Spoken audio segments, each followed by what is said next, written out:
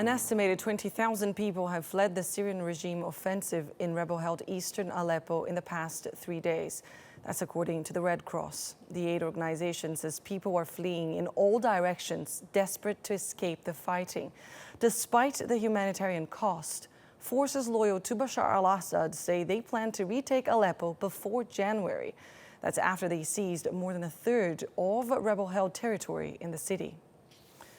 Abubakr al Shamahi joins us now from Gaziantep on the Turkish-Syrian border. Abubakr, as the fighting for Aleppo continues to intensify, thousands more are expected to flee. Where are these people going to? The UN's humanitarian chief, Stephen O'Brien, added to that figure you quoted by the Red Cross. He also said that 20,000 people had fled. That's out of an estimated population of 250,000 in rebel-held eastern Aleppo, and many of them have fled to rebel areas, some to areas controlled by the YPG, but others to regime-controlled areas. And some of those who've been to the regime areas have been shown on Syrian regime or Syrian state TV, and many of them are actually backing the line that the regime has been pushing, that civilians have been blocked from leaving or escaping eastern Aleppo by the rebels. However, there are many other civilians who've been talking to NGOs and the media, including groups like Amnesty International, fearful of reprisals and detention at the hands of the regime. They're afraid of what's going to happen to them next, especially if they try and, say, the ones who are in rebel areas, try and cross through the regime areas out of Aleppo. And you can understand that fear if you look at the Masakin Hanano district, the area that was taken on Saturday by the regime. There are already reports that 500 men were arrested there on Saturday, and their whereabouts are still unknown.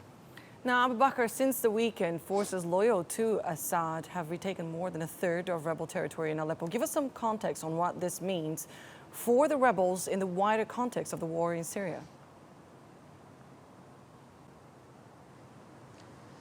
Well, for those rebels in Aleppo itself, the ones who remain in eastern Aleppo, the question is whether they'll continue to fight, and I'm sure in the short term they will, and then eventually whether they'll leave or not. And if they do leave, they'll most likely go to somewhere like Idlib province in the north of Syria, which is controlled largely by rebel forces. So that's one of the areas still under the control largely of the Syrian opposition. And then you have areas like Daraa in the south on the Jordanian border. And you have to remember that Daraa was the first place that protests started in 2011. Rebels do have a presence there. You've obviously, of course, got Operation Euphrates Shield Forces, the Turkey-backed rebels who are in northern Aleppo province, although their main focus appears to be Daesh and confronting Daesh and the YPG and establishing a safe zone for civilians in northern Syria. So despite what the Syrian opposition, especially the political representatives of the Syrian opposition, are saying now, which is that